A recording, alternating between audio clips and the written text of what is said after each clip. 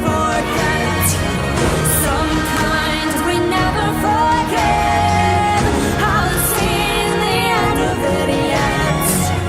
We'll fight as long as we live. All eyes on the hidden door to the lonely mountain road. We'll ride in a gathering storm till we get our long forgotten call. So welcome to Tac Chat number 30. I'm Dan, your host. If you like my videos, please hit the subscribe button and a little bell and get notifications of when I make videos. Today was a very special Tac Chat for me. It was my 30th podcast, and I had somebody on the podcast today that definitely epitomizes and loves freedom. And I'm not going to take too long with this introduction. I got to have a nice conversation today with Mr. David Icke on April 11th, 411. Information. I thought it was a synchronistic date. But without further ado, I'm going to go straight to the interview. I hope you enjoy it. Thank you. I'd like to welcome everybody to Tac Chat number 30. This is David Icke. No one needs introduction to this man. And how you doing, Mr. Icke? I'm very good, mate. And yeah, it's 5 o'clock in the UK as we speak. Yes, yes. So it's fortunate you were there, really. Otherwise, we would have not met. Yes, exactly. I'm very glad you took the time to meet me because, you know, like, who the hell am I? I'm some guy doing podcasts for America, and you actually took the time to, you know, out of your day to come on my show. You're the very first person I've ever interviewed on my show. So if I seem a little nervous to anybody, that's why I'm talking to David Icke, and it just happens like that. I know you don't feel like that, but a lot of people look up to you. Yeah, I look up to you. I look up to your courage. The thing is, what you're doing is what's necessary to get the information circulating. So Right. to me, you're not just a podcast guy. You know, who's this guy? I don't see the world like that. Right. You are a means to communicate to everyone who will hear this, see this. Right. Information that they need to know. So you know, we need more and more people like you. You know. Thank you. Thank you. I talk to everyone I can. Outstanding. And you know, they what they're doing in the world is they're deplatforming everybody. They're deplatforming people that are speaking the truth because they're afraid of you. And in that way, when you guys talk to us people that haven't been deplatformed in every way because they don't know us quite well yet, we're still getting it out there then. So that's kind of important. Yeah, what we've done is start this media platform called Iconic, which has its own server. Right. Because we could see, my son set it all up, we could see that if this censorship was coming, it's only been going 2 years, it's been fantastically successful. Right. And of course, I've got davidicke.com as well. But in terms of the mainstream internet, that was gone for me in the spring of 2020 when I started talking about the C word, as they say. Yeah, yeah. So you have to find other ways to do it. And what we're seeing is so obvious. It's not funny because of the effect it has, but it's almost funny. Yeah. One of the things about these people that are involved in what I call the global cult that's behind all this, goes back way back into history, is that they're incredibly bloody predictable. You know, that people think that they're kind of all-knowing and all-powerful. I mean, have you seen Klaus Schwab, you know, Bill Gates? No. I mean, these people are not impressive. No. They operate on the same theme of the playground bully who says, my dad's bigger than your dad. That's right. All. They're only right. Gophers. Right. And what is happening is so bloody obvious. I said a long time ago, decades ago, this was the plan in terms of information, that eventually they want no one to ever hear or see anything that the authorities don't want you to see or hear. They want right. every other view silenced. So they're doing it incrementally and we have to respond to that. There've been some great responses with people setting up other video platforms and social media platforms. Right. But they're doing it incrementally. So if you go back, they started off YouTube, Susan Wojcicki, not a bloody gopher, Right. psychopath, but gopher. Right. And the people who own her at Google, and then the people that own Google in the cult, and Zuckerberg at Facebook, another Right. psychopath, and what's happening at Twitter. So they started off in terms of YouTube demonetizing alternative media people. Right. So right. instead of getting money for the number of views you got on YouTube, as everyone else does, they cut that, because what they're looking at is, look, this alternative media is a real bloody problem. So how do we dismantle it? Well, first of all, we've got to take its means to operate full time away. So Right. we'll demonetize it, and that was always going to be the first stage. And then they silenced the most blatant people, if you like, people like me. I won't censor myself. I just won't do it. Yeah, I'll never stop talking as well. Yeah, and so once I started talking about the COVID hoax and the fact that the PCR test was not testing for a virus, which is now, widely understood. Right. These years later, I was Right. gone. I mean, I was gone immediately, and then these other platforms came along, and they, you heard people say, well, if you don't like being censored, they're private companies, they can censor you if they want. Mentally ill is what they are. Yeah, they're mentally ill. Then, Right. is people start their own. And what's happening now, and it's happening in many countries, certainly happening here in the UK, they're introducing legislation to bring in a definition called harms. And this definition of harm does not have to be unlawful, and it does not have to be illegal. Right. The version of the legislation in Britain is called the Online Safety Bill. Okay. We have a fascist organization in this country called Ofcom, which regulates, i.e. censors, the broadcast media. And I Right. tell you how fascist it is. It was started by Tony Blair in 2001. And what's happening with this Online Safety Bill is they're giving Ofcom the power to decide if something can be posted or not on the basis of whether they believe, Right. Ofcom, that it could be harmful. And given that any information could be construed through, manipulation of reality to Right. be harmful to someone, it means that they can target anything they like. And there's big fines and even jail terms for those that refuse to bow to the adults at Ofcom. So, and this is happening in Canada, it's happening in Australia. This is a global thing. So Right. now what they're trying to do is target those other platforms that have and other means of communication outside the mainstream internet. And Right. it's so predictable because they're heading towards this point, like I said a long time ago, where no one sees or hears anything that the authorities don't agree they can see or hear. You know something, and this was something I was talking to yesterday. I talked to Mark Passio yesterday for a little bit, and I was on his show, and he's been doing this like 15 years. And I look at someone like you who's been doing it, for 30, and the courage and equanimity you showed on that talk show the one time. You actually, when they were like ridiculing you almost seemed amused by their ignorance. Like you were like amazed that you guys are this, you were fine with it. And the patience and equanimity you've had over the years to deal with this, to know the truth. And I'm beginning to know the truth. And I've had just 2 years into this, and man, it's aggravating. So like, I commend you for how, how long you've been doing this. I didn't start until 2019. How do you stay, like, I understand, like you said, and I really agree with this. Like, once you know what's going on in the world, how can you walk away from it? And I've had two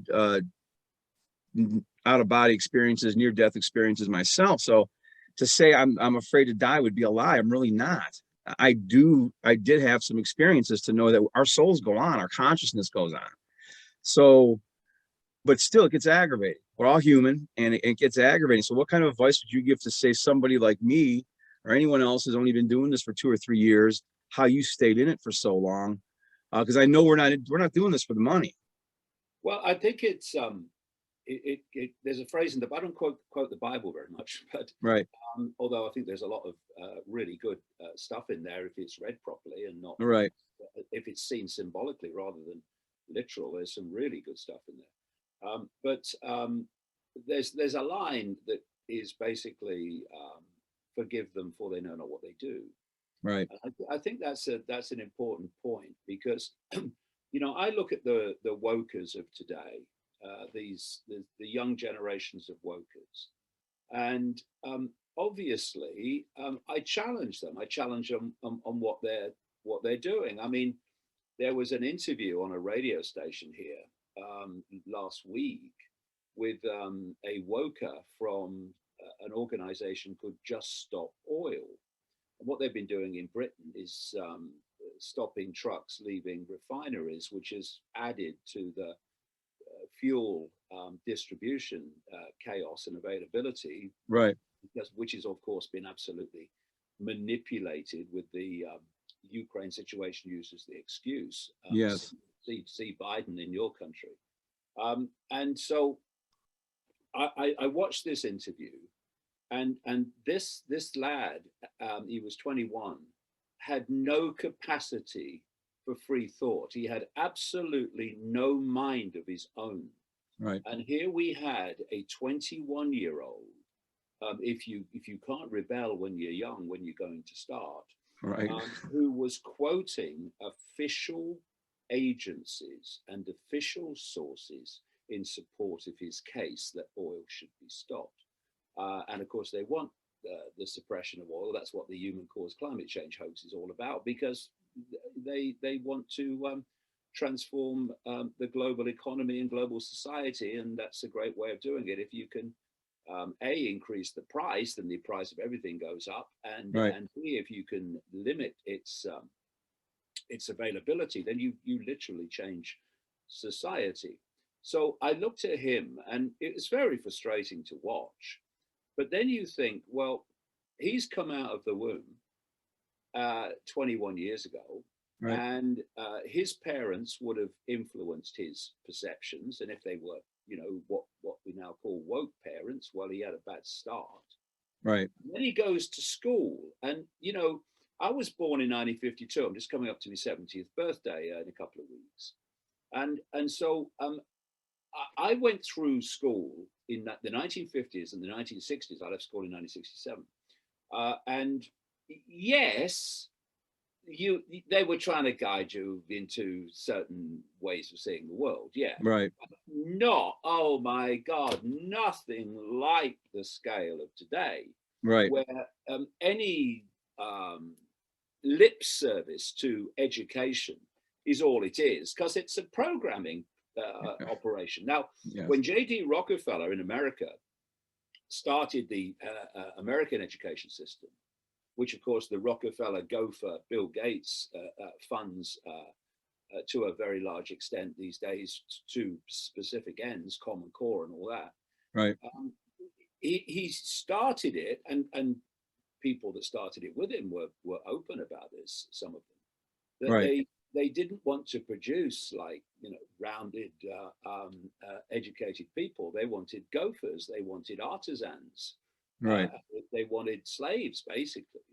That's So what they want. Again, they're trying to make us all slaves. I mean, Yeah. that seems like what the main end goal is here with them. That's their end game. Exactly that. I mean, the penny drops when you realize you're already a slave. Yeah. That's the point. What they've Yeah. done is hidden the slavery. We have open slavery, which we, you know, had in America, in Africa, etc., around the world, and still have today. It just takes a different form. I mean, tell people in Libya there's no slavery when they're having slave markets in the town square. Yes. but the slavery in the West has been much more hidden and subtle, well, until now. So they start off with this education system to turn people into slaves. Right. But what they've done as the years, the decades have passed, is they've wound it up and they've wound it up and they've wound it up. So in the 1950s and 60s, in my experience, it still hadn't gone that far. It was in there, but it wasn't that far. Where it's gone in the woke generation era and to present day is absolutely fantastic. It's just morning to, well, school gate to school gate, university day to university evening, perceptual programming on a scale that would embarrass a mind control operative. The blatant nature of it. I mean, it's unbelievable. I studied mind control from 1996 when I really started getting into that, when I was traveling around America. And I studied it for years and years in great detail. And I mean, this is individual mind control. This is like MK Ultra. Yes, I've read about them. But when you see what those techniques are and how they control the minds of individuals, and then you look at the world and you look at the COVID era, and when the COVID era started and all the restrictions and all the the fear porn, it was MK Ultra on a collective basis, on a collective level. So these kids are going to school every day to be indoctrinated, and it's real simple.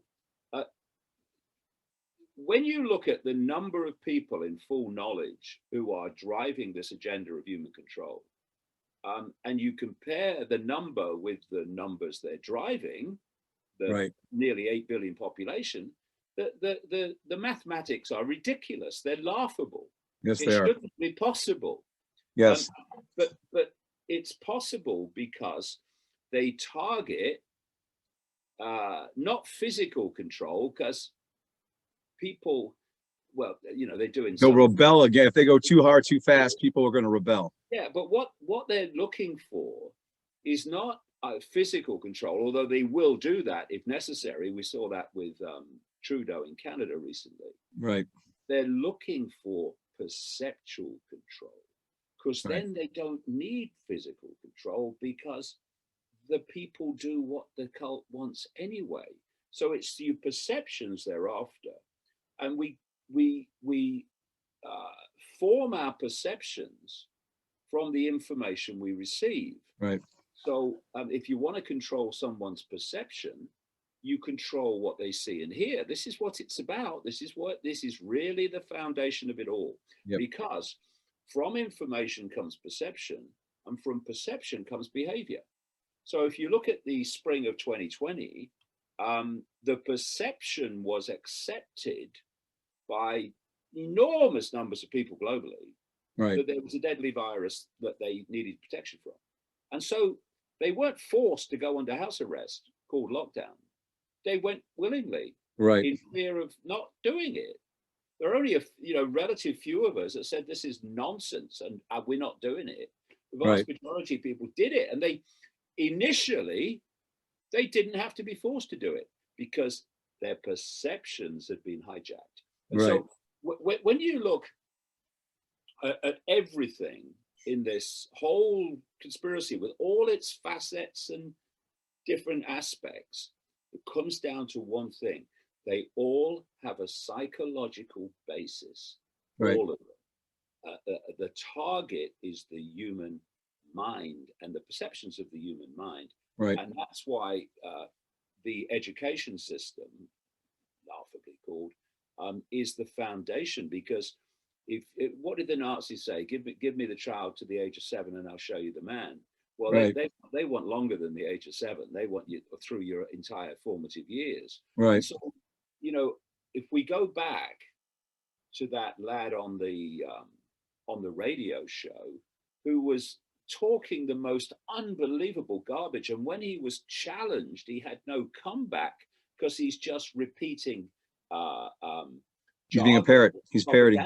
he doesn't understand what he's talking about. He's done no research into the subject he's talking about. Right. He's just a repeater, which is what these wokers are. Now, you look at him now at the age of 21 after he's been through this. I mean, is he ever going to break out of that? I mean, it's possible. It's possible for anyone to break out of any level of programming in the end. Right. But is it likely that he's going to break out of that? And so what you've seen is you've got people buying the human-caused climate change hoax, Right. which is about transforming the world economy and human society. Right. And the same people were then the vehement zealots of the COVID era. You've got to wear a mask, got to have the vaccine, you killing people, right? Right. And then when the Russian invasion of Ukraine started, they moved to that.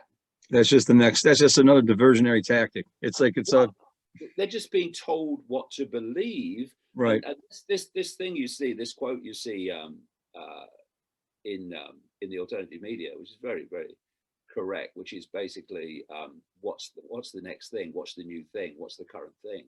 Right. That's basically what it is.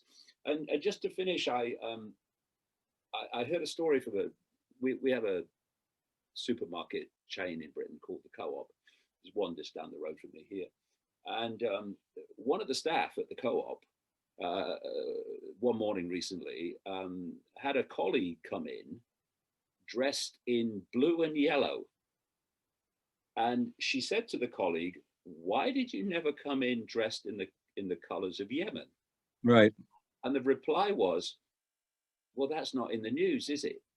Right. Right. So it's literally, people are being given their perceptions to believe, and they're buying it. And that's why, you will have seen this, of course, this tremendous now, like a chasm of difference between those who are in that mentality and those who are not.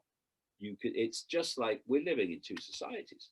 Yeah, there's with mind control, I don't think they realize to make it simpler. It's like watching a commercial. It's the power of suggestion. It's marketing. It's all. I mean, that's really what it is. And we're being bombarded from every direction. Like, I don't watch the news on purpose, but I still have to open up my internet browser, so something will still pop out at me that I find funny. Like they said, the last thing that I seen was they've now proven there's war crimes going on that Russia's committing, and I had to like chuckle because, excuse my language, but war is a fucking crime. The whole war is a crime. So of course there's war crimes. They're all been crimes against humanity, and I personally, I'm out of the law enforcement ranks. I got out of that cult. So I really am tackling this from a standpoint, how you say they are the few and we are the many. Let's not acquiesce. Yeah. Well, I'm trying to get through to my fellow ex-order followers, the cops, the military. Don't do their dirty work. Don't do it. Refuse to. Understand what's really moral and don't follow those orders. Yeah, because what you're doing is you are taking the action, yes, to change society, to enslave your own kids and grandkids. That's the point, as well as enslave yourself. And it's this, again, this is part of the mind control. You will have, I'm sure, observed this. What is mind control? People think mind control, oh, that's very deep. Oh, no. It's controlling your perception of reality. So from that perception, you behave in certain ways. You get people in law enforcement. You'll get some who are psychopaths, and they do it because the psychopaths. I think a lot of psychopaths have been systematically recruited around the world for this specific period. But there are others who are decent people, but they're just terrified of stepping out and speaking out against authority. Their focus, I do completely understand, is what about the paycheck at the end of the month? But that's going to go anyway. That's the way it's in the New World Order. They're not going to have their jobs to begin with. So being an oath keeper doesn't mean being a job keeper, is what I keep telling people. Yeah, and it's so people have to decide if they're going to do what they know to be right, or whether they're going to do what they think is right for them in the moment. And there's the tremendous difference in that. Right. So what happens is, if you're caught in the perception trap, then even if you don't want to do what you're doing, you'll go through a checklist of consequences for you of doing what you know to be right, doing what you'd actually like to do. Right. And the list eventually gets long enough for people to go, no, I can't do that. I can't do what I know to be right because the consequences for me. Right. And of course, what happens is that the consequences for me just compound, because not doing it is going to create even more severe consequences than the ones of doing what is right now. Right. And then you've got other people who've broken out of that program, Right. And said, no, I'm going to do what I know to be right. Because if I don't, then what I know to be right is not going to happen. Right. Because what you've got, and this will be in law enforcement, it will be everywhere, because it's the human perceptual breakdown. You've got those people that simply do what authority tells them because authority tells them. Right. You've got those that don't want to do what authority tells them, but they're too frightened not to do it, so they do it anyway. And those two groups of people have been responsible for every tyranny in history. Yes. You know, tyrannies are not imposed by the majority, they're imposed by the minority, the very small minority.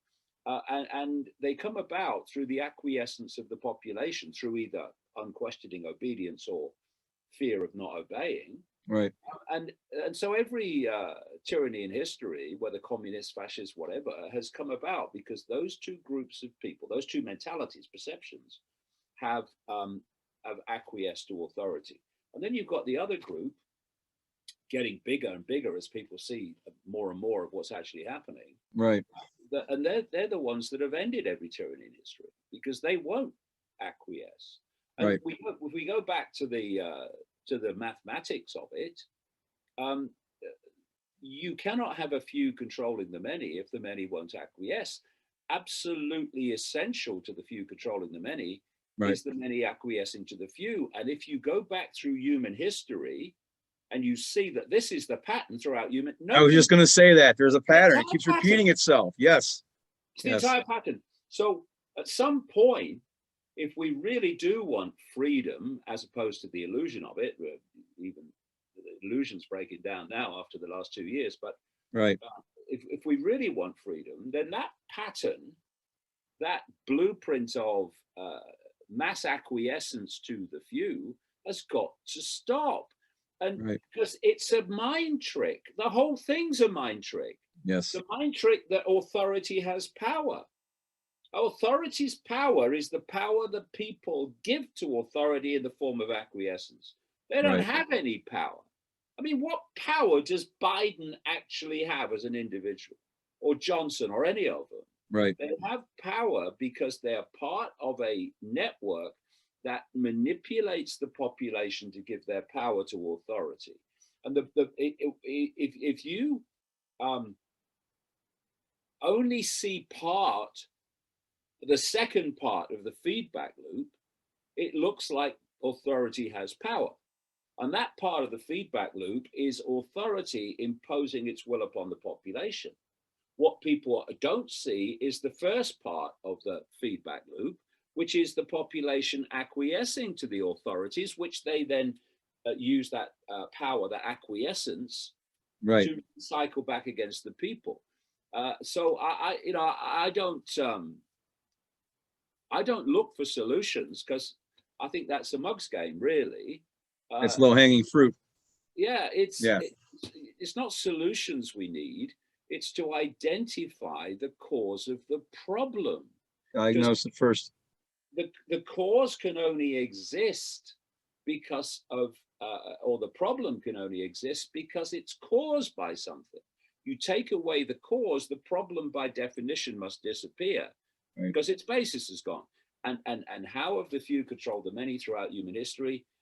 Acquiescence of the many to the few. And if people go on doing that in large enough numbers, then nothing is going to change. And their ego will keep them in that state because they don't want to. It's very hard for people to say, "Hey, I was wrong about something." So, like, I see people ego identifying with their politics, and you know, I'm an anarchist. I know what anarchism really means, but before I knew what it meant, I never voted. Here in America, I call them Demopublicans and Republicrats. They were all the same. They were taking turns being in power, but nothing ever changed.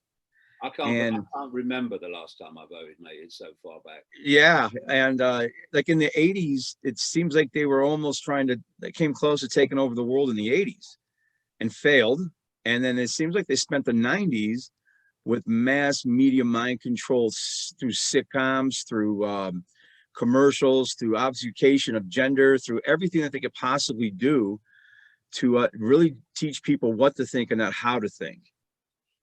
Yeah, and the thing is that there's very simple things that show you what's going on and where this is supposed to go, and show you what you're meant to believe. Right. So that great quote that's attributed to Voltaire, the French philosopher, was to the effect that you know who controls you by who you can't criticize. Right. There's another aspect of that. You know where the world is being taken by what you can't criticize. Right. And so you look at the media in general. I'm not just talking about cable news shows or newspapers, I'm talking about the media in general. You've got, apart from people like Tucker Carlson, who challenges many things that others don't, and I don't say Fox News, by the way. I say Tucker Carlson because, I mean, you know, Sean Hannity, don't start me. And then you've got CNN and MSNBC and all. We've got the BBC here. Oh dear, don't start me on that either. And they're putting out the same story. Right. Then you go onto the late night chat show people, your Stephen Colbert's and all these other people, and they're giving you the same stuff.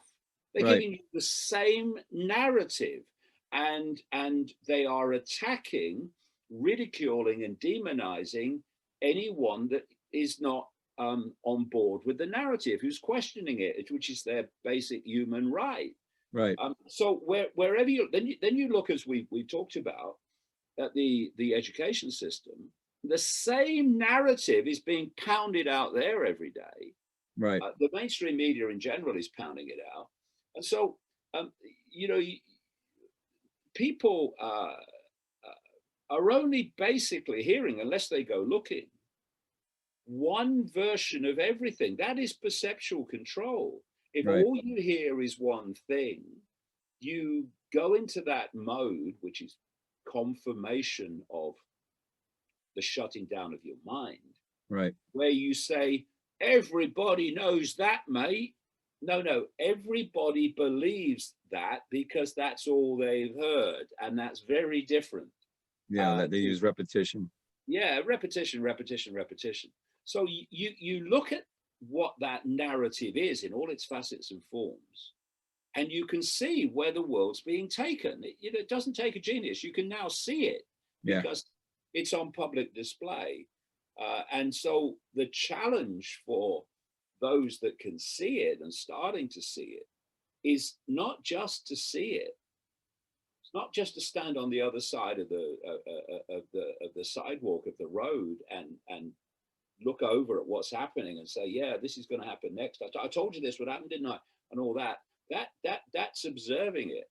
Right. We need to cease to cooperate with it. And you know, when I look at, I say I'm not a Trump supporter is an understatement. To say I'm not a Biden supporter is an understatement of all human history. But the point is that if you look at what are called Trump supporters, they're overwhelmingly pushbackers. They don't want this crap. No, we may disagree about what they do want, but they don't want this crap. Right. So according to the official figures. Of course, the election most blatantly rigged. It's unbelievable. Oh my goodness, yes. I mean, don't. Yeah, I mean, do you think the election was rigged?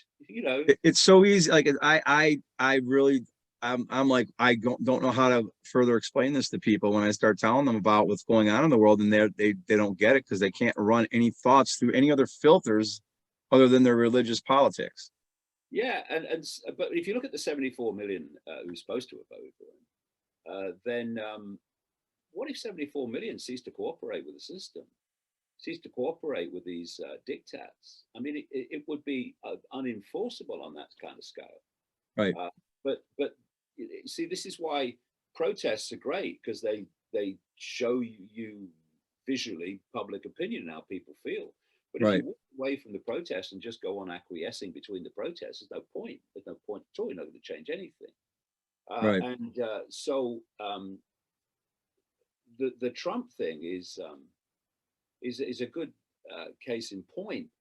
It's another version of what I call the savior syndrome, where someone has to save me. So you're looking for a savior. The last thing we need is an external savior. We need to take control of our sovereign self and our sovereign situation, and we have to be our saviors. The point that makes the decisions. Not say, oh, what's Donald Trump going to say next? I couldn't care bloody less, frankly. Right.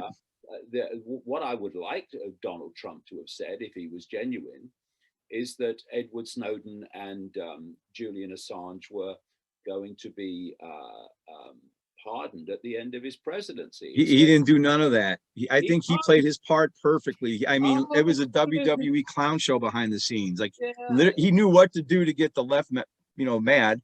They were like, it was a fine dance between them. Like, I'm looking at this whole fine dance, and I was telling somebody, friend, that this isn't some 5,000 word, 5,000 piece puzzle. That's one of those real small puzzles that take you like a month to do. I'm literally looking at this like a toddler's big 7-piece puzzle, and it's right there in front of in front of me what's going on. I'm very interested in your work on like, I grew up in the 80s where I'd watch The Final Battle, right? And I'm literally waiting for these people to pull off their masks, and they're not even human. Like, I'm literally what you said about the Anunnaki, because I've studied the Anunnaki. I know we're jumping way into something else here, like totally, but to get to like what the end game is, I agree with you. There's something else pulling the strings here besides humanity. Well, I mean, crikey, that's a deep one, and I could just go on adding dots and adding dots and adding dots infinitum on this one. Right. Let me tell you my story, maybe as a template for it. I had an amazing awakening. The top of my head blew off, basically. My bubble burst in 1991.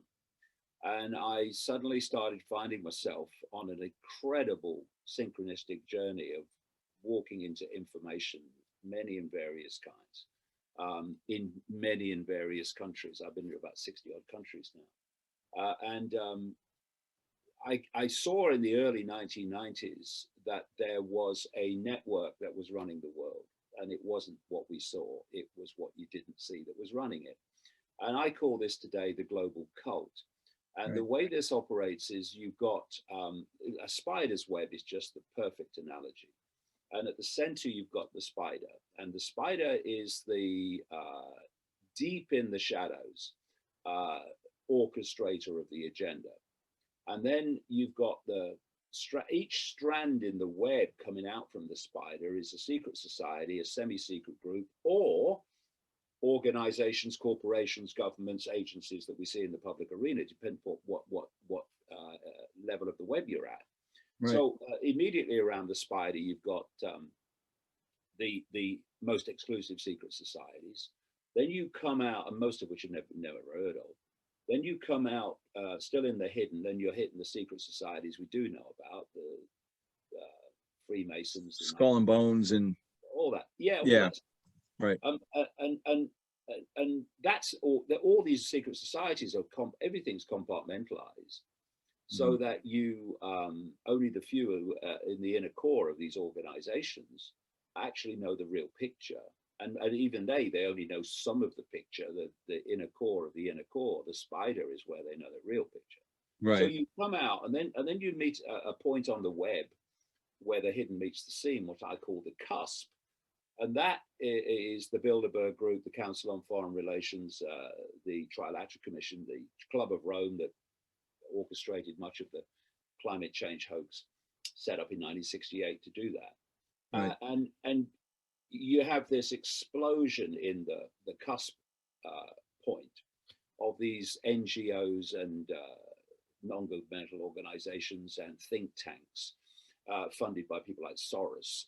And their job is to take the agenda from in the hidden, that ultimately comes from the spider, and to play it out into the world of the seen through governments, government agencies, media, corporations, banking systems, etc. Right. And so the woke agenda is actually the cult agenda. And this is why it's played out into the public arena, whereby all these corporations are all like Disney, all of them are all pushing the woke agenda. They're not pushing it because they care about transgender people. They couldn't give a damn. Right. Or black people. They couldn't give a damn. Right. But because it's the agenda that leads to the kind of world that they want. So I'd sussed that quite a very long time ago now. But then, the next question was, well, first of all, when did this start? And then you start to go back and you realize it goes into the ancient world and it's just got more and more expanded until it became global. But there's another thing is, I thought, well, okay, so all through the centuries, going back and back and back, people have been born, they played their part in advancing this agenda when in the perception of this world, they'd never see that agenda come to fruition, but they're pushing it on. Right. And then other people, they die, and other people come in and they continue through these families and these secret societies, which often work through families that they're in a core. Same bloodlines that go all the way back. Yeah. So going back to So I thought, well, who's orchestrating this? Right. You've got all these generations coming through the centuries and the decades, pushing this agenda on incessantly into this centralized global dictatorship. Who's orchestrating it? There has to be a common force which has orchestrated this. And that's when the synchronicity of my life started taking me into some very weird and wonderful areas, or less than wonderful, most of them. And I thought, well, if this is happening now, all right, yeah. So this ain't been happening for 5 years or even 50. So when did it start? That if you go back, there has to be evidence for it. Right. So I started going around the different cultures. I talked to Aboriginal people in Australia. I talked to the great Zulu shaman, Credo Mutwa in South Africa. I talked to Native Americans, all these different cultures. And I also talked to, over the decades, many insiders who of the system, right. the intelligence military system, who were in it but didn't like what they saw. And what I found was an extraordinary correlation between what the two were telling me. Right. First of all these different cultures talk about a negative force manipulating human society. So if you look at Christianity, it talks about the devil, Satan, and it talks about the demons. You look at the writings of the Gnostic belief system, which were found in Nag Hammadi in Egypt in 1945 in an earthen jar, which go back to something like 400 AD. Right. And they talk about Yaldabaoth, which is their version of the devil, Satan, and they talk about archons, which is Greek for rulers, which is their version of demons. Then you look at the Chitahuri in the Zulu belief system, the children of the serpent, they call them. Right. And then you look at the jinn in Islamic belief, that's a force that's manipulating human society from the hidden. I was in New York once, and I was in a taxi going from the airport to the city, and we got chatting, and he was a Muslim taxi driver, and he said to me, well, you know, what are you doing these days? I said, well, I'm looking at something called archons and some writings that the Gnostic belief system in, you know, Nag Hammadi. He explained all that, and I explained what the Gnostic said about the archons, and he said, that sounds like the jinn. Yes, sounds like the jinn. Exactly. These are different names and in different cultures for the same force. For the same thing. In the Native American culture, if you take the Cree tribal people in northern United States and across into Canada, they talk about Wetiko. Right. Wetiko is basically the same thing. They describe it as a mind virus, because in the end, you know, you can go back through form. You go back through reptilian form, human form, reptilian form, the form of what's called the greys of UFO folklore. Right. But in the end, why do they behave as they do? Why are they malevolent? Why are they benevolent? Why do they behave like that? We come back to the same thing. It's their perception. And where does their perception come from? Consciousness. Their state of consciousness leads to their perception, which leads to their behavior. So I kept going back because I thought, in the end, just, you know, despite all these different, you know, non-human forms that they take, especially reptilian, in the end, it has to go down to consciousness. And so you find that I mean, what Christians call the devil, Satan, that's a state of consciousness. Wetiko in Native American culture is a state of consciousness, a mind virus. And so in the end, the what's behind all this is a state of distorted, inverted consciousness, what people call evil, which I define as the absence of love. And that evil, which is a distortion, inversion, it's an inversion of love. That's why everything in this world that this cult controls, look at it, it's an inversion. Everything's an inversion. So, for instance, I mean, it's just a simple thing. Right. We're sanctioning Russia to target Russia, when actually what they're doing by sanctioning Russia is targeting the West, targeting their own country. Which is what the idea is. Everything. Right. They're goofing on us right now. That's really, they're putting it right in your face. They're just goofing on us, like Omnicron. It was moronic. It's funny what they're doing. Evil is the letters, you change them around. Life. Yeah. Life. So live it. That's it. It's an inversion of live.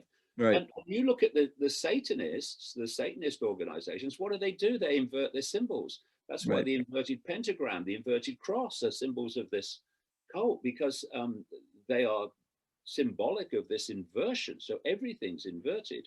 And so because of this state of consciousness, it itself is extremely limited, because evil has a limitation on its intelligence, because it's evil, because it's an inversion, because it's not connected to the greater reality, the greater consciousness, or not at the point where it's influenced by it, because it's in a completely different frequency state, because it's in a completely different consciousness state. Right. And if you look at evil, and you look at how this mind virus, Wetiko I'll call it, operates, it has no empathy. The whole concept of the psychopath actually is Wetiko. That's what is Wetiko, this consciousness that brought psychopathy into the world. Because if you look at what's called the hair test, it's named after the guy who developed it. of psychopathic traits, top of the traits of a psychopath are lack of empathy, lack of compassion, the ability to lie on a scale that beggars belief, and the lies are based purely on, does the outcome of the lie help me, get me what I want? That's all they care about. So if you look at these traits of psychopaths, look at Gates, look at Fauci, look at a guy in this country we've got called Christopher Whitty, the chief medical officer of England, who's driven so much of this stuff in the last 2 years. Look at Klaus Schwab. That you're looking at absolute psychopaths because they are expressions of this consciousness. Now, what they have to do to control humanity is to pull humanity's state of consciousness, state of frequency into theirs.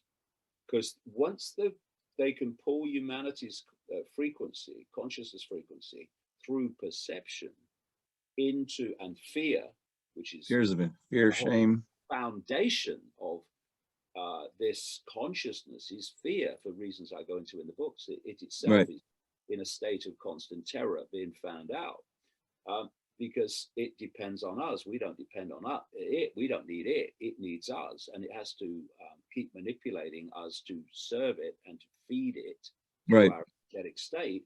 Otherwise, it's the game's over. So what it's trying to do is pull humanity into the same frequency band that it's in, because then a frequency connection could take place, which is known as possession. You know, I've seen possessed people, and I've seen their body change, and I can explain in very simple terms what's happening and how that works. But it's not just like an Exorcist movie shift of features that we call possession.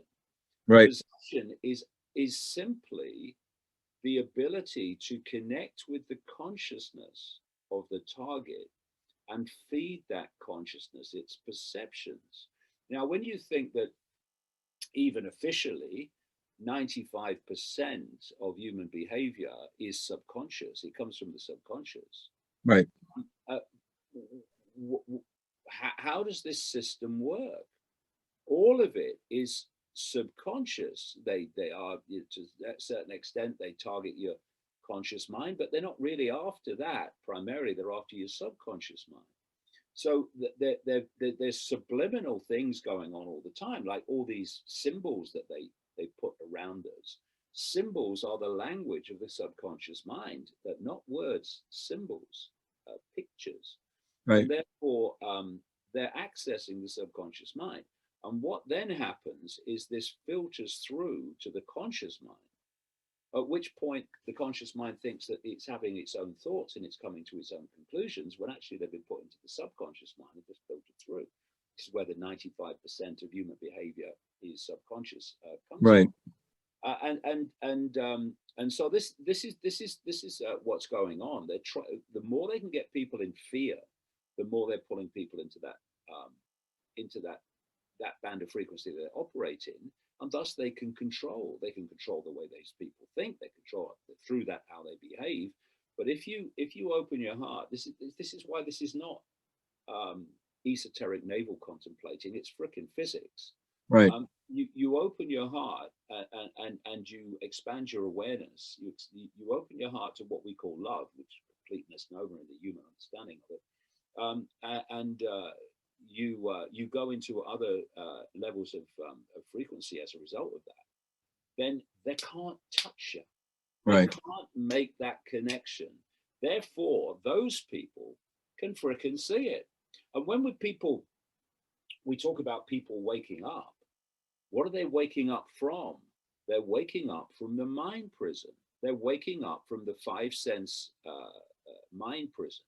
They're waking up from the Watiko frequency band. And suddenly, why didn't I see it before? It's so bloody obvious. Oh my God, that's where I'm at. Like, literally, that's where I'm at right now. But why is that? It's because suddenly, the clouds have parted, the mist is cleared. You can see because you've entered a level of perceptual frequency that's above the Wetiko control band of frequency, and thus you can see what it's stopping you seeing. Right. This is what's going on.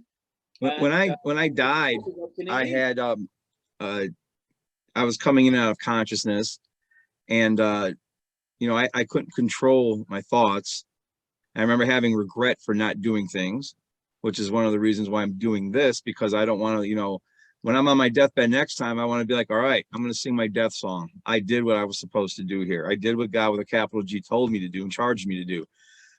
Otherwise, I wouldn't have gotten all these supernatural that I now call simply natural science. So I'm on my bed, and this voice comes into my head, and it says, only love and discernment will drive out hate and fear. Only love and discernment can ever drive out hate and fear. So you're talking about opening up that heart chakra and letting that love consciousness out. It's yeah, it was a very amazing experience for me when that happened. I was talking to a young man about it who was very conscious, 22 years old at the time, and that just hope, because he's can be a mentor to me in some ways. This guy's a very conscious human being. And I was telling him about all these different things I regret. And he said, he's like, did you ever regret love? And I mean, I answered instantly, no, I regretted not loving more.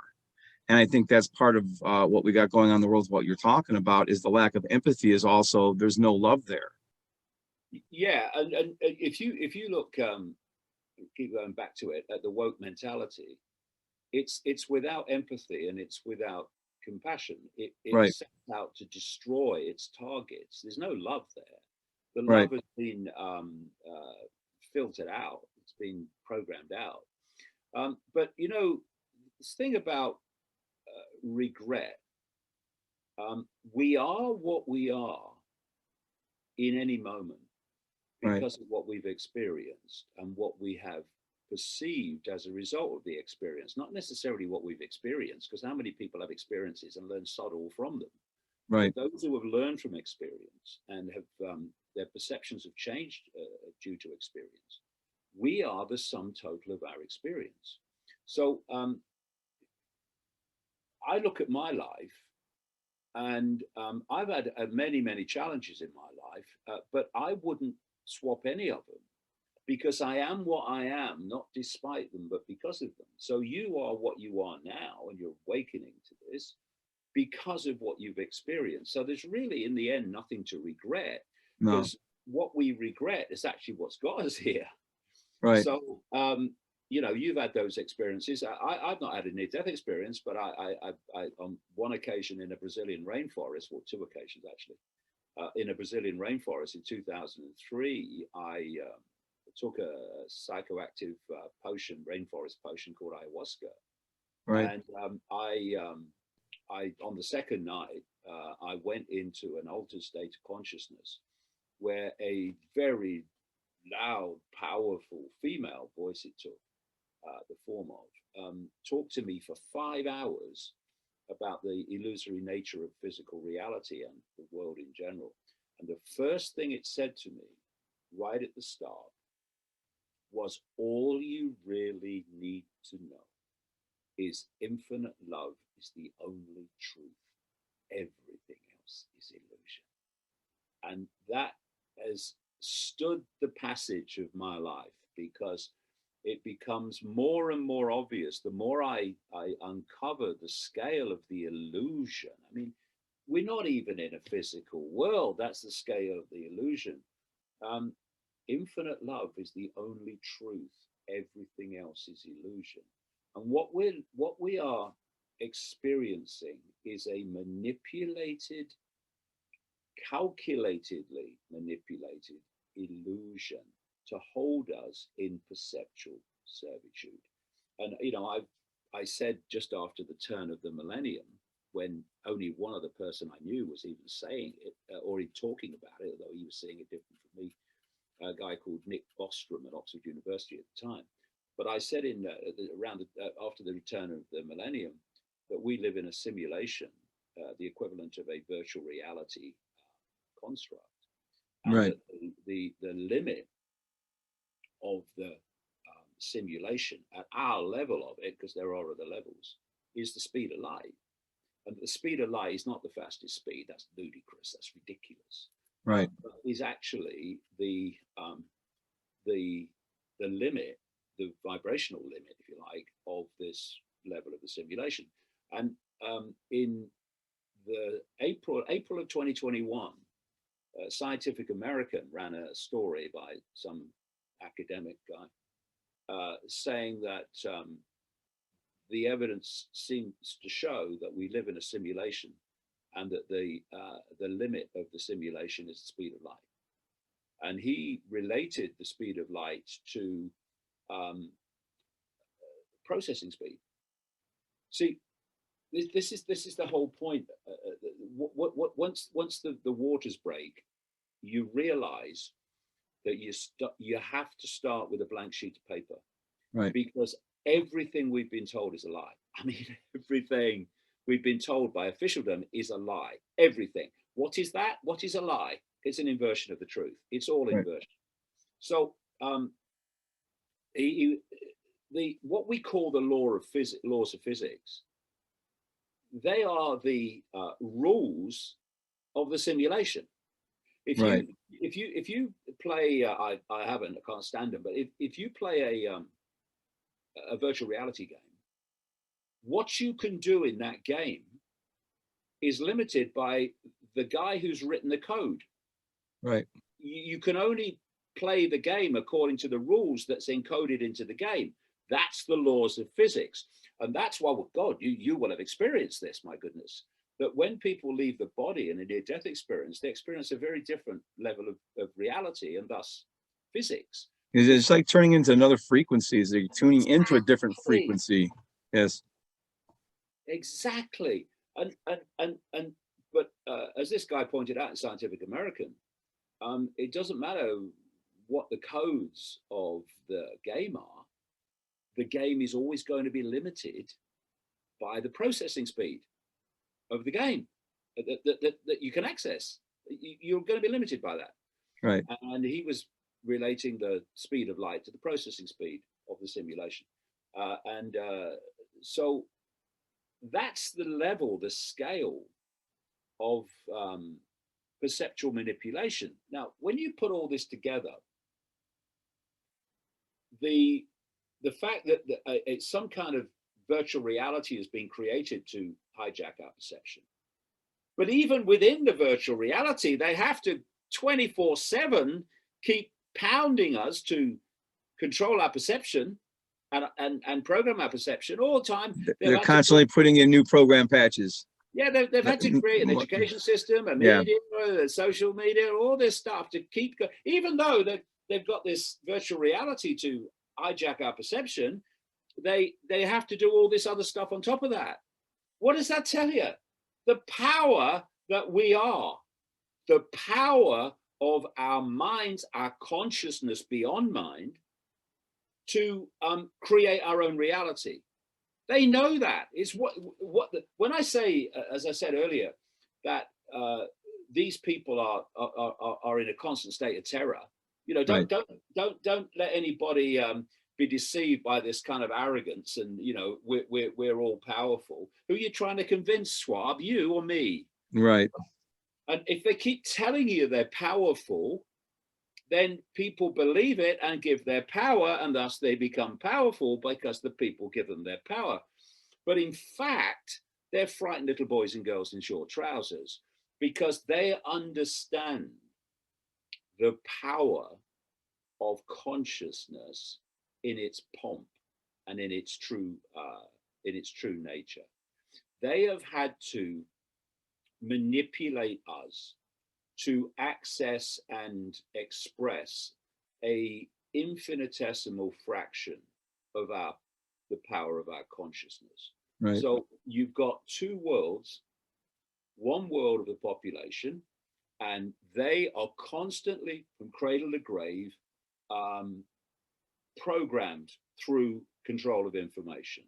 So they go through the education system, the media, and it's all about limiting the information, thus understanding that the population has. This other world is the cult. And I'm talking about the inner core levels of the cult, not Bill and Joe down the bloody lodge. Right. And what they've been doing is passing on knowledge of the simulation. What does Elon Musk say? I think we live in a simulation. Because you bloody know, you liar. Because he knows, exactly. And he's not a hero. People think he's like, oh God, he's a big villain. Like people, I can see right through it. Oh, he's bought shares in Twitter. He cares about freedom. Oh, come on.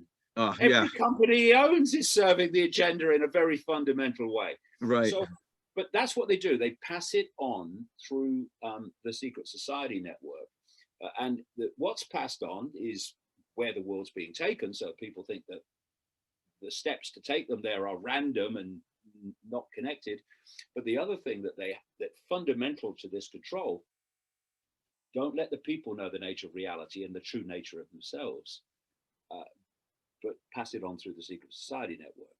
So what they've done, and I've said this many times, it's so appropriate that one of the key symbols of the cult is the single eye, which you see on the dollar bill at the top of the pyramid, and the reverse of the Great Seal, of course. And that's very symbolic because they are the one-eyed man. Right. In the kingdom of the blind, the one-eyed man is king.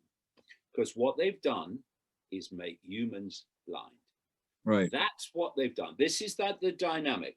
This is why this is a level of knowledge the public's allowed to see. This is the level of knowledge that's passed on through the cult secret society network. Now, what people like me have been doing over the years is uncovering this and passing it on to people to make of it what they will. And of course, the chasm between that and this is so vast that this overwhelmingly goes, I know from that. Right. Oh, no, you're mad, mate. You're insane. You're a conspiracy theorist. That's conspiracy theorist, and then they want them out. They want to ridicule you. They want to joke on you and say you're a flat earther and all this stuff. What they've done is created such a chasm between what is and what the public thinks is. Right.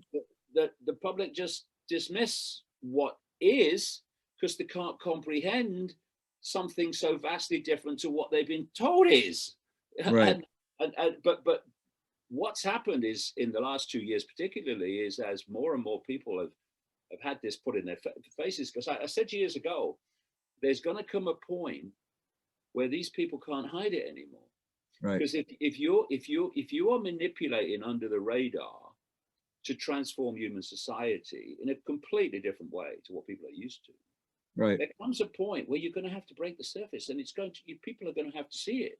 Now we're there now, of course, and so what they've started doing is they've moved from hiding mode, just can't hide it anymore if they're going to make it happen, right, to sales pitch mode, to selling it. That's what Schwab and his Great Reset and all that stuff is all about. This is why Ray Kurzweil at Google is coming out with we're going to connect the human brain to AI and all that stuff. Yeah. Because they can't hide it anymore. So now they're sales pitching it. We'll become gods. No. You will become post-human morons. That's what we'll become. Right. We'll our own, except the one you give us. So this is the dynamic that's been going on. And so we're back to censorship. They have to censor and to a certain extent, or to a large extent, it's not that they're censoring because they're powerful. They're censoring because they're weak and scared. Because they have to stop this this process of what that has hidden being passed to the public. Right. They have to break it. This is what the censorship's all about. They're doing it from a point of weakness because they know if we had an open public discourse and a free debate, game's over for them. Right. You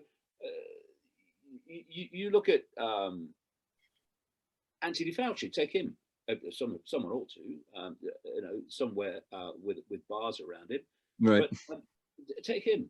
You put medical professionals who've seen it, and you put scientists who've seen it around a table with Fauci, he wouldn't know where his next word's coming from. Right. The only way that Fauci can survive is softball interviews, avoiding any interviews where he's going to be really challenged, Right. and for the system to have his back. He can't survive on his knowledge. Or Too many contradictions in his in the narrative. Actually, it's just yeah. So this is why, if you can't win the debate, they know they bloody can't, any of it, then don't have it. And that's what the cancel culture is all about, which is being driven by what? The woke mentality, which is a creation of the cult. They don't want you know, because we see our history and we see we're repeating the history. God forbid we might start to see a pattern. Figure something's going on. Yeah. And they don't want us to. Are, of course, as you well know, they are now seeing the pattern. And, Good. And more and more people. I mean, if I'm seeing it, they got to be seeing it. Other people, I'm not. You know, I joke around about when I was in the Marine Corps. I was in the infantry, and you know, I was a E3. I was a Lance Corporal, 19, 20-year-old Lance Corporal, specialized in beer and strippers. And I'm sitting here looking at, you know, guys like General Mattis, who more than likely were read in on something because he totally just stepped out and said, hey, wear your mask on that commercial. And I'm like, he just traded on humanity, or that's not actually him. So like, where are our higher intelligence officers in the military? It's like crickets, nothing. They're stepping down. What they've been doing for decades, I've been charting this in the books, is they've been putting morons and psychopaths in the positions of power. So, because it's all psychological. Right. So there have always been morons in authority. Of course they have. Right. But on the scale they are now, at the scale of the last 2 years, people in political power, in health power, the level of moron is just shocking. Right. Why? And note too, that these morons like Newsom in California, like Trudeau in Canada, like Macron in France, and Ardern in New Zealand, and Morrison in Australia, etc. They're the people that have gone through this Klaus Schwab leaders school and then gone out to become these leaders in this in this crucial period we're talking about. Right. And there's a reason they want morons in power. A, because morons are just pliable because they're morons. Right. But also it's psychological, because what they're after, so we become one of the other two parts of humanity, those that follow without question and those that do it because they're frightened they're not doing it. Right. Those two groups of people have given away a crucial foundation part of their psyche, self-respect. Right. Once you give self-respect away, you've got nothing left but submission. Right. And so what they're after is our self-respect. So if you look at the psychological basis of the last 2 years, it's been moronic people telling the population to do moronic things. Right. Follow the science. Well, when you start, we'll have a chat, because I can't see that you're following it now. You're making it up. Of course they're making it up. So do moronic things, says a moron. Now, someone with self-respect says, you are having a laugh, right? Right. I'm not doing that. Right. You know, I've seen people, big blokes, right, walk to a restaurant cafe door in England, put their bloody face diaper on, walk 3 strides to a table, sit down and take it off. Take it off. I've seen it in yoga classes. Same thing. You got to your mat, you wear it. They want you to wear it. And it's unbelievable. Unbelievable. People say to me, you got to wear a mask. Well, you know, well, you're going to have a long wait, mate. No chance. Right. I'm not doing it. Because that's what self-respect does. Self-respect won't compromise. Otherwise, it's lost its self-respect. Right. And so all the whole thing's psychological. And you know, you take Britain as an example. And it would be the same around the world. In Britain, they have something called the Behavioural Insights Team, which is part owned by the UK government. Okay. and they have another organization called SPIDE, and these are psychologists who are driving and have been driving for 2 years these COVID restrictions, Right. like the masks, like social distancing, like you can't see your granny, don't hug anybody, Right. Lockdown. They've driven all these things because it's psychological. The whole basis of it is psychological. And that's why we've seen such a fantastically horrendous psychological effect on the young Right. as a result of the last 2 years, and psychologically effect on adults as well, because that's what it was meant to be. Yeah, it's a COVID syndrome anxiety disorder or something that's an actual disorder now from it. And I heard someone talk about people being COVID trained, and that's exactly what they've been done. They've been COVID trained, and that's why the COVID trained have reacted exactly to press enter input Right. over Ukraine and Russia. Unbelievable. And you know what? That's I think having guys like our current elected officials in office is just another slap in the face on that self-respect. Because hey, this is, and we got President Biden in office, and you can't get much more moronic than that guy. And you've really hit it on the head there. This is exactly what I'm talking about. yeah, You've got an obviously senile president, right, and a deeply corrupt one. You've right, got a ludicrously bloody moronic vice president in Kamala Harris. right. That is eating away at the self-respect of the American people, even though Right. many of them won't know that. I think even on a subconscious level it is. Yeah. Even if they don't realize it. Yeah. And I also wonder where's I worked at a low-level government medical facility, so I watched doctors lie. I mean, it's nothing new for me. Where are these dark psychologists are pulling the strings and telling these politicians how to go about getting what they want? Well, where's the psychologists that actually have some morals? Why I haven't heard enough of them coming out and saying this is the trick they're playing on you guys. Yeah. Well, there's a tiny few compared with those doing the other thing, Right. And they of course only get platforms in the alternative media, Right. But in terms of the effect on self-respect, imagine, well, you don't have to, but imagine you're in the American military and you've gone through all the training and you've maybe gone through some horrific experiences in conflicts, and you look up your hierarchical chain and you see Milley and Austin. Imagine you see those two, defense secretary and the head of the uniform head of the military. Right. I mean, what do you think? I'm being officially led by those two pair of prats. Yeah, they're going to inspire real courage, aren't they? Yeah. No. Well, you've got the uniform head of the military more concerned about someone's bloody gender. What's her name? Rachel Levine. Yeah. Suddenly gets a bloody military freaking title. Why have you got this title? Why are you got this position in the health department? Well, because I'm transgender. Well, but that's not a reason. That's Right. a decision. That's a lifestyle choice, which you have every right to make.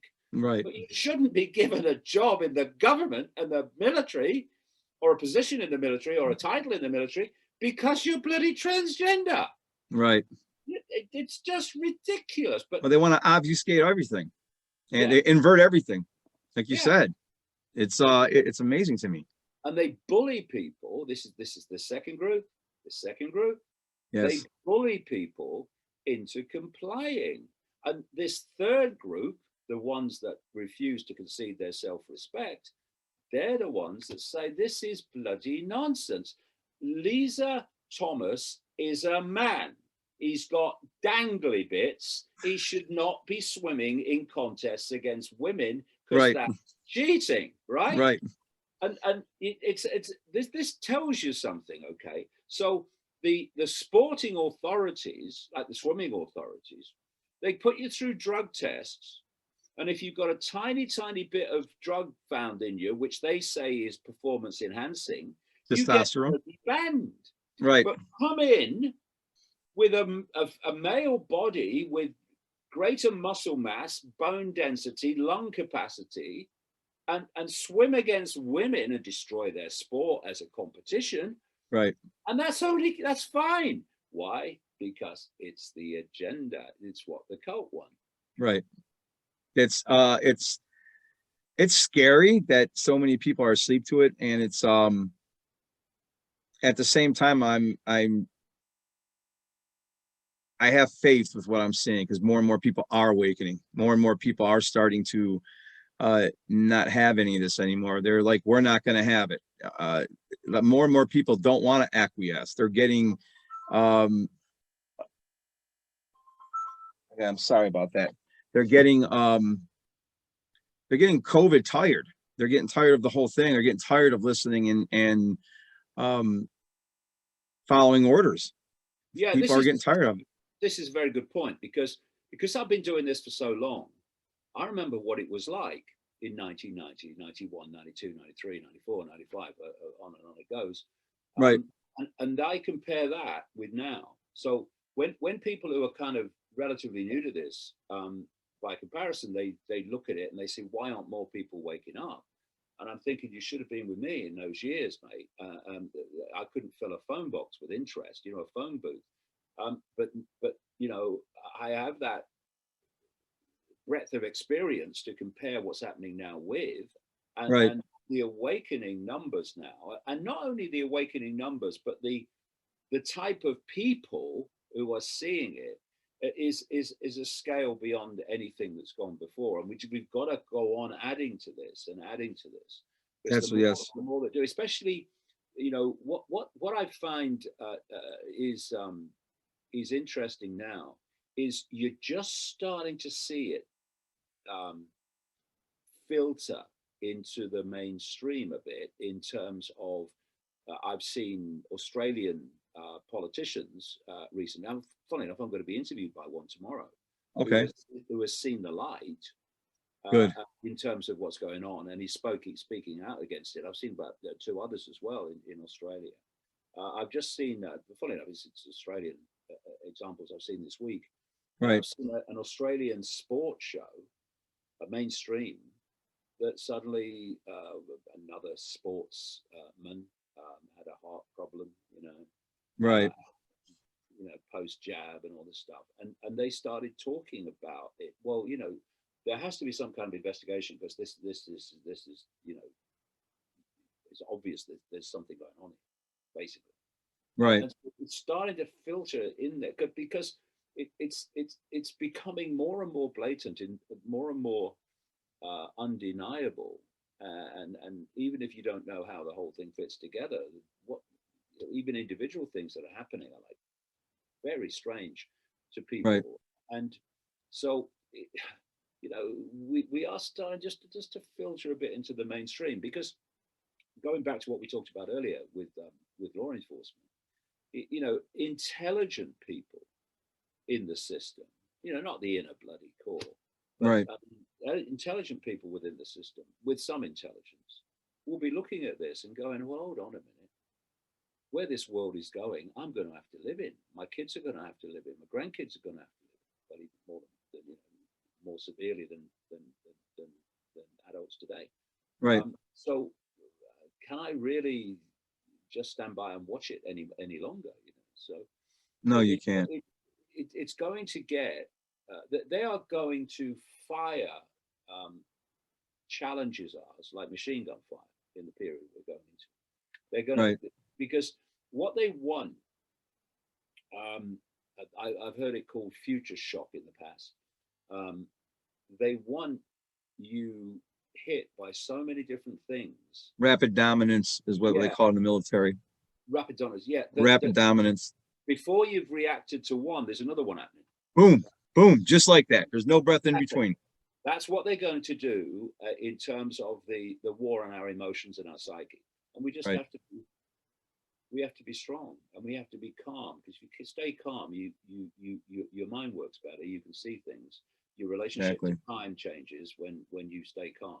When you panic, everything seems to happen. And they want to keep you in that reactionary mode because they can control you then with fear. And if you take that time to make conscious instead of reactions, but respond consciously. I mean, you will have come across so many psychological military operation techniques that I've been on both sides of it. you're seeing them played out in the population now. That's why I was saying earlier, where were the people that are definitely were higher ranked than me? Why, but some of them are speaking out, like you said, and I really do believe there's hope, because this tool that they're using for bad purposes, we're using for good purposes. And I could probably keep you on here talking to you all day, but is there any last things you want to say, Mr. Icke, that just to inspire anybody watching this? Any last words? Well, for me, the key is self-identity. And when we talk about removing the cause of the problem, I'm always trying to, or I'm always pursuing an understanding of what they want us to be, because that tells you who you really are.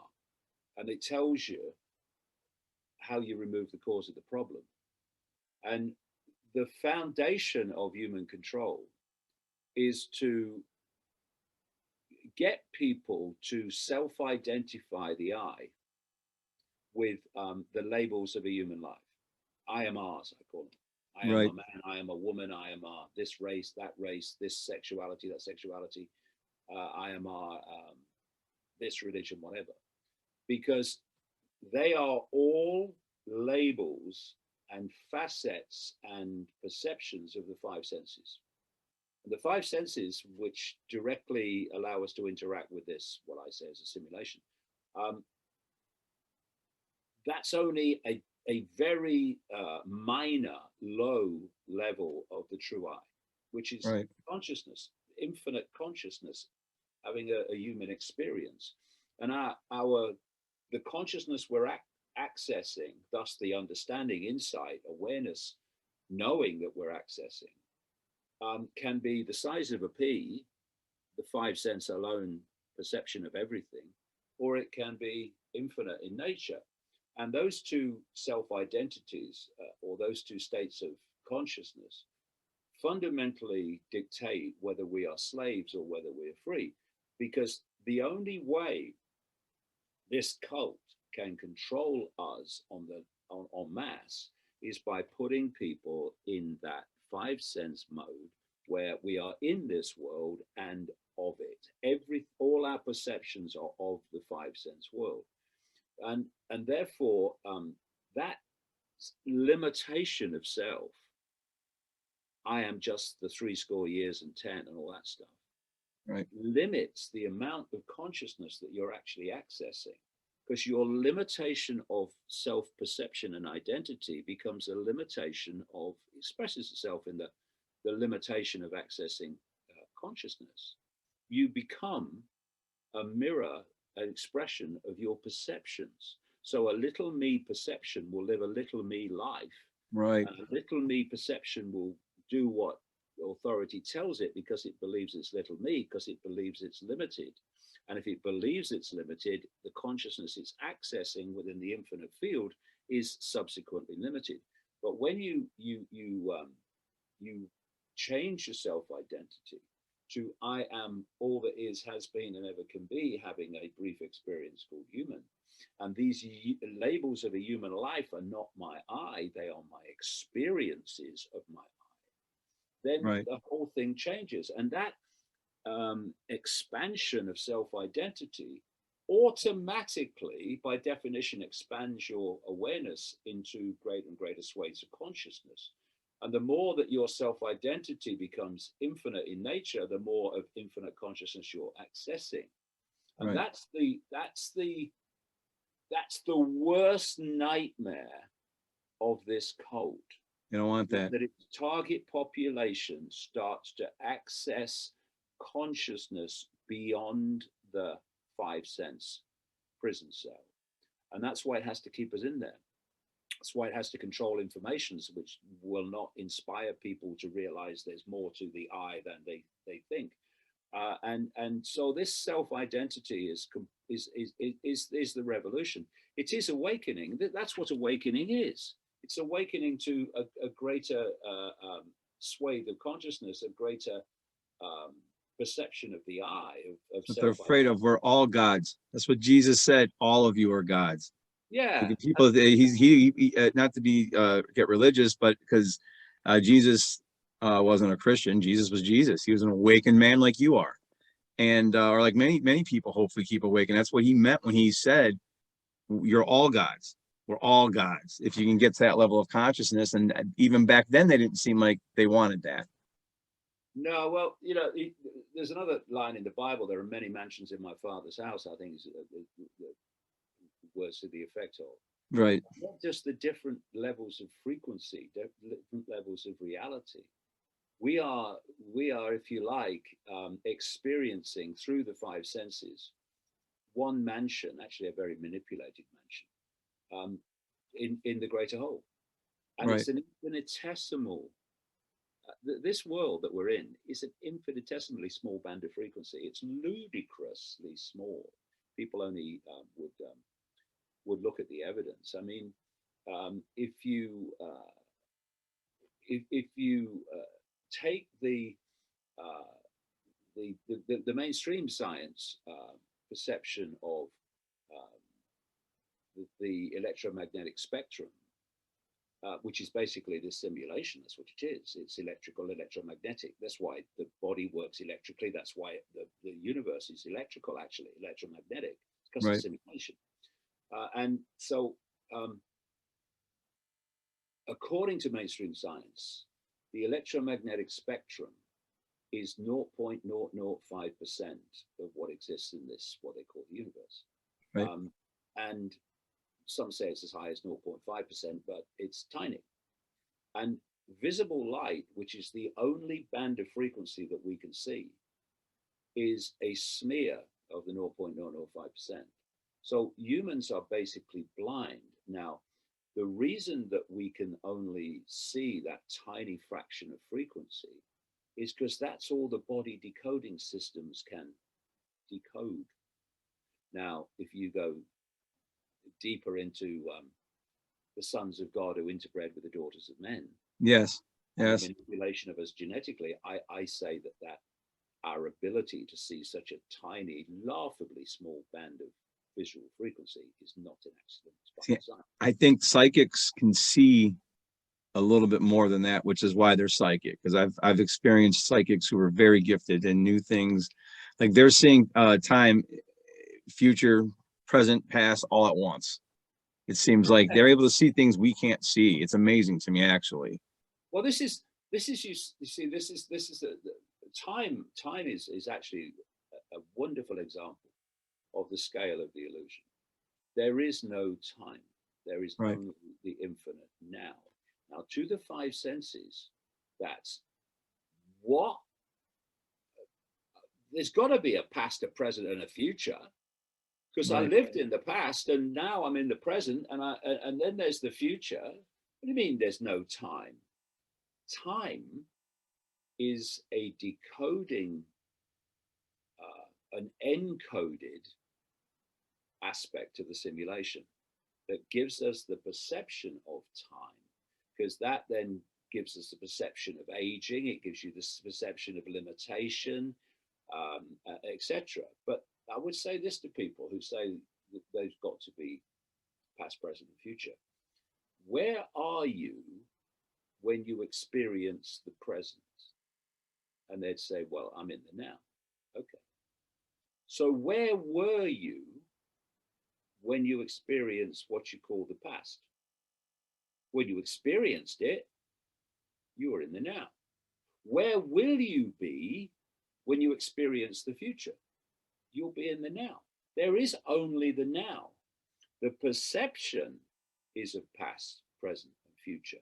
The reality is there's only one now in which everything happens.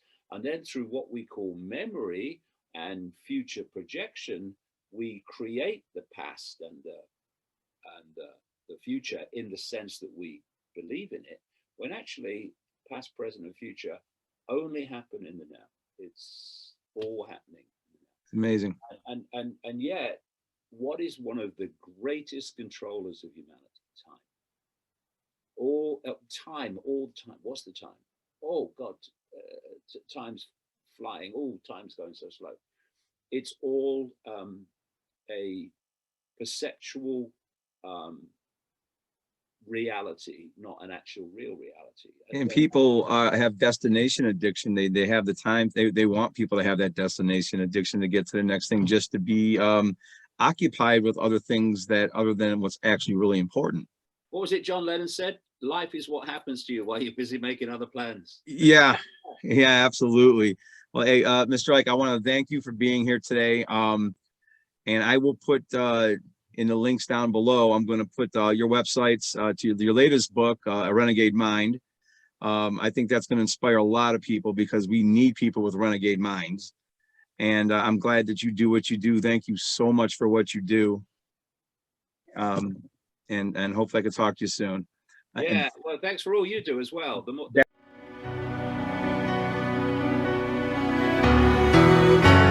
Stand and fight. Live by your heart. Always one more try.